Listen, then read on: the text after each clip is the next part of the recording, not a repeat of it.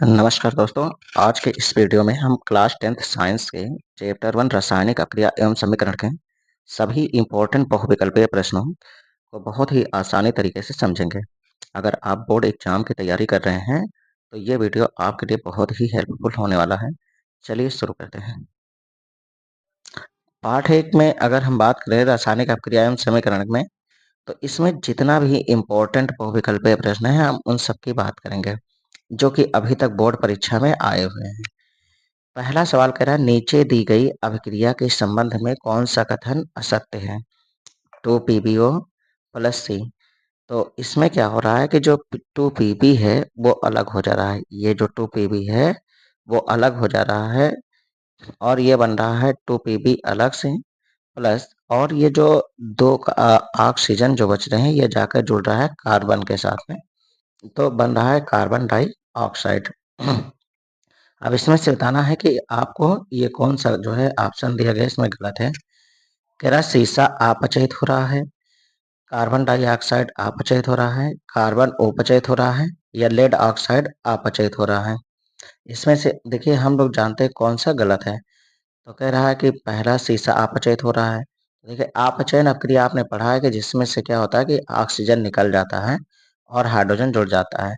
तो देखिए यहाँ पर तो ऑक्सीजन निकल रहा है, तो मतलब ये पहला बात क्या हो जाएगा, सही हो जाएगा, क्योंकि ऑक्सीजन का निकलना ही अपचयन अभिक्रिया कहलाती है। फिर कह रहा है कार्बन डाइऑक्साइड अपचयित हो रहा है। तो इसमें जो है अपचयित, क्योंकि कार्बन डाइऑक्साइड में जो है ऑक्सीजन जुड़ रहा है, ठीक है, तो ये अपचयित नहीं बल्कि उपचयित होना चाहिए। ठीक, तो ये भी बात क्या हो जाएगी, सही हो जाएगी। कार्बन उपचयित हो रहा है। तो देखिए कार्बन उपचयित, उपचयन का मतलब हो गया कि जिसमें ऑक्सीजन क्या हो जाए कि ऑक्सीकरण, उपचयन का मतलब ऑक्सीकरण, जिसमें ऑक्सीजन जो है जुड़ता है।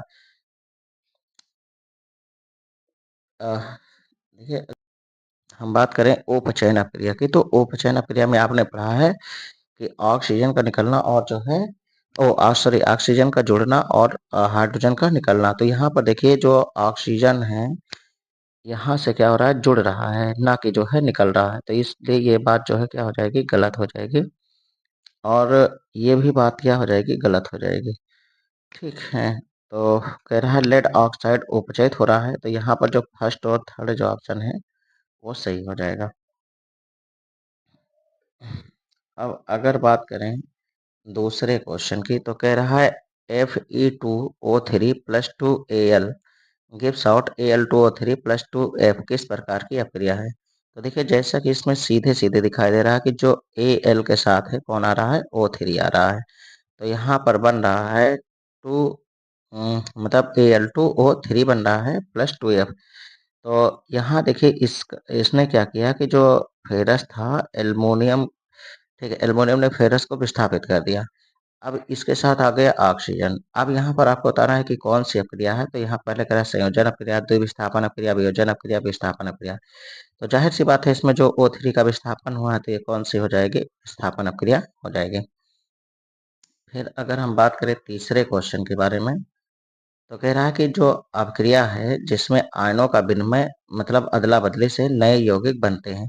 तो देखिए पहले, इसके पहले वीडियो में हमने आपको पढ़ा रखा है कि जब आयनों की अदला बदली आपस में होती है तो उसको हम क्या बोलते हैं, द्विविस्थापन अभिक्रिया कहते हैं। उसको हम क्या कहेंगे, द्विविस्थापन अभिक्रिया। देखिए तीसरा क्वेश्चन है, कह रहा है कि कार्बन को वायु में जलाने पर कार्बन डाइऑक्साइड का बनना किस चीज का उदाहरण है? इसमें आपको बताया गया था कि जब कार्बन को हम ऑक्साइड से क्रिया कराएंगे, जब कार्बन को ऑक्सीजन के उपस्थिति में जलाएंगे, तो यहाँ पर बनेगा CO2। ठीक, और जबकि देखिए कार्बन के साथ क्या मिल गया, ऑक्सीजन मिल गया, तो यहाँ पर कौन सी क्रिया हो जाएगी, संयोजन क्रिया हो जाएगी। पांचवा क्वेश्चन है, कह रहा है कि जब हम जिंक की क्रिया सल्फ्यूरिक एसिड के साथ कराएंगे, तो यहाँ पर देखो SO4 जो है वो जिंक के साथ चला जाता है, तो बन जाएगा क्या, ZnSO4। तो एक विस्थापन हो रहा है, तो इसका मतलब क्या हो गया, विस्थापन क्रिया हो जाएगी। अब अगर हम बात करें नेक्स्ट क्वेश्चन की, तो कह रहा है कि BaCl2 प्लस Na2SO4, अगर इसकी क्रिया हम कराते हैं तो फिर क्या बनेगा। तो यहाँ पर देखिए जो Ba है उसके साथ में कौन चला आएगा, SO4, और Na2 के साथ में कौन चला जाएगा, Cl। तो यहाँ पर बन जाएगा 2NaCl और BaSO4।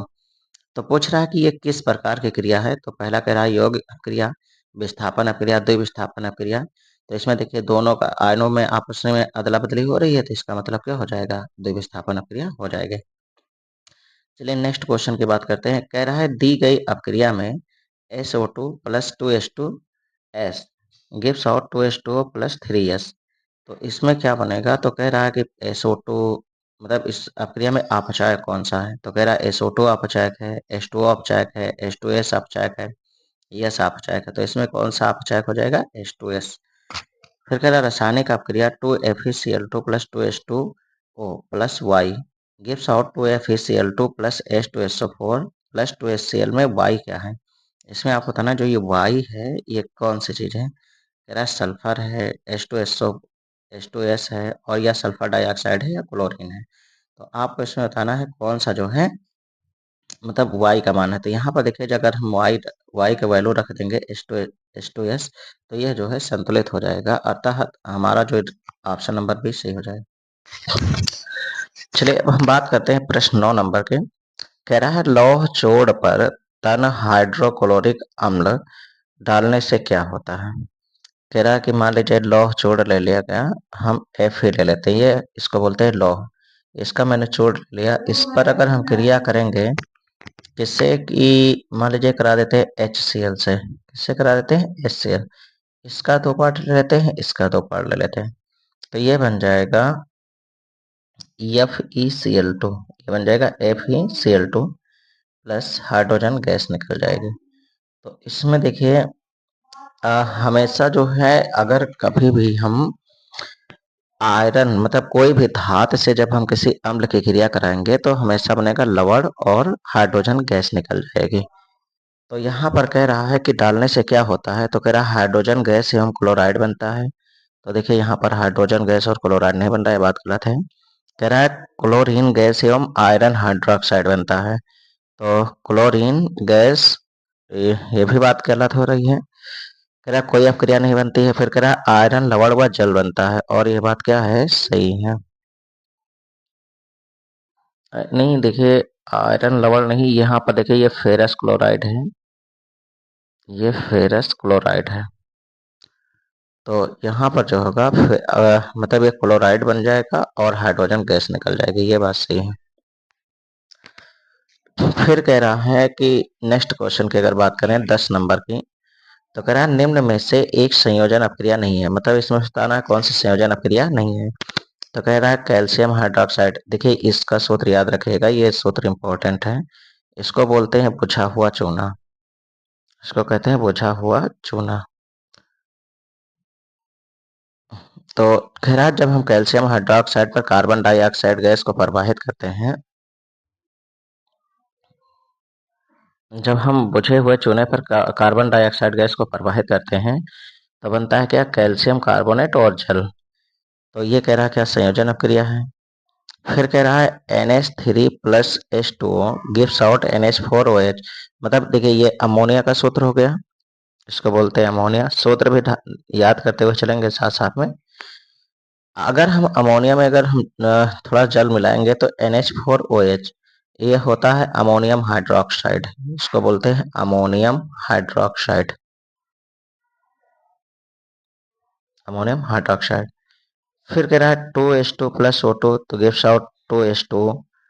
तो इसमें और चौथा ऑप्शन दे रखा है, कह रहा है जब हम अमोनिया में सल्फ्यूरिक एसिड डालते हैं तो बनेगा NH4 का होल टॉइज और SO4। तो इसमें से आपको बताना है कौन सी संयोजन क्रिया नहीं है। तो देखिए ये तो संयोजन क्रिया है, ये भी संयोजन क्रिया है, ये भी संयोजन क्रिया है, यही नहीं है। ये हो जाएगा क्या, गलत, और यही बात इसलिए क्या हो, ये सही हो जाएगी क्योंकि आपसे पूछ रहा है कौन सा नहीं है। अब चलिए हम बात करते हैं नेक्स्ट क्वेश्चन के बारे में। कह रहा है बरसात के मौसम में कॉपर पर हरी परत किसके निर्माण के कारण होती है। तो कह रहा है कॉपर कार्बोनेट के कारण या कॉपर हाइड्रोक्साइड के कारण। कह रहा है CuCO3 इंटू CuOH का होल टॉइज या CuS के कारण। तो इसी के कारण जो है कॉपर पर हरी परत का निर्माण होता है। अगर हम बात करें क्वेश्चन नंबर 12 की, कह रहा है निम्न अपक्रिया का एक उदाहरण है 2NH3 gives 2NH3 plus SO2 gives out 4NO plus 6H2O, ये किसका उदाहरण है ये आपको बताना है। तो कह रहा है विस्थापन अपक्रिया का, संयोजन अपक्रिया का, रेडॉक्स अपक्रिया का, उदासीनीकरण अपक्रिया का। तो तुमसे कह रहा है कि किस चीज का उदाहरण है, तो पहला विस्थापन अपक्रिया का है। तो ये बात क्या है, विस्थापन अपक्रिया का तो है, क्योंकि जो है यहाँ से जो N है वो ऑक्सीजन को क्या कर रहा है, इसको सल्फर से ऑक्सीजन को विस्थापित कर दे रहा है, तो विस्थापन अपक्रिया तो हो रहा है।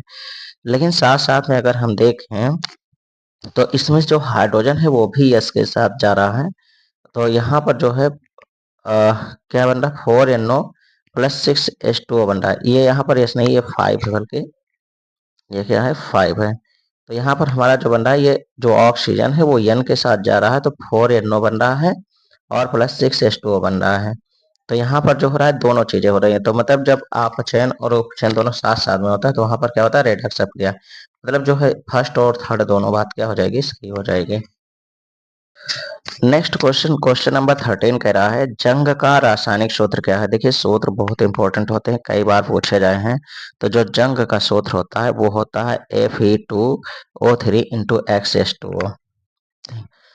फिर नेक्स्ट क्वेश्चन कह रहा है कि अगर हम एक तेल के नमूने को लंबे समय तक संग्रहण करने के लिए निम्न में से किस गैस का प्रयोग करते हैं। तो देखिए आप लोगों ने पढ़ा होगा विकृति गंधिता, ठीक, विकृति गंधिता पढ़ा होगा। तो इसमें आपको बताया गया था कि जब कोई तैलीय, ठीक, तैलीय हो जाए या वसा युक्त खाद्य सामग्री हो जाए तो उनको लंबे समय तक बचाए रखने के लिए हम कुछ गैस उसमें भर देते हैं, उसी चीज को हम विकृति गंधिता कहते हैं।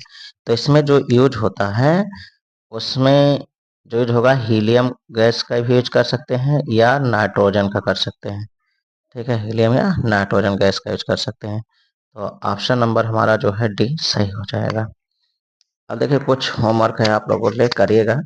ये जो रासायनिक समीकरण है इनको संतुलित करना है, इसको नोट कर लीजिएगा, ये सब बहुत इंपॉर्टेंट समीकरण है, इसको आप इंपॉर्टेंट रख सकते हैं। इनको जो है संतुलित करना है। फिर है H2SO4 प्लस NaOH, क्या बनेगा, Na2SO4 H2O, ठीक। और इनको सबको संतुलित करना है, MgCl2 AgNO3 है, तो इसमें जो है MgNO3 बन जाएगा प्लस AgCl बन जाएगा। तो इसमें कौन कौन सा जो है कम है या ज़्यादा है, इन लोग को आपको बैलेंस करना है। बहुत इंपॉर्टेंट क्वेश्चन है, तो करिए।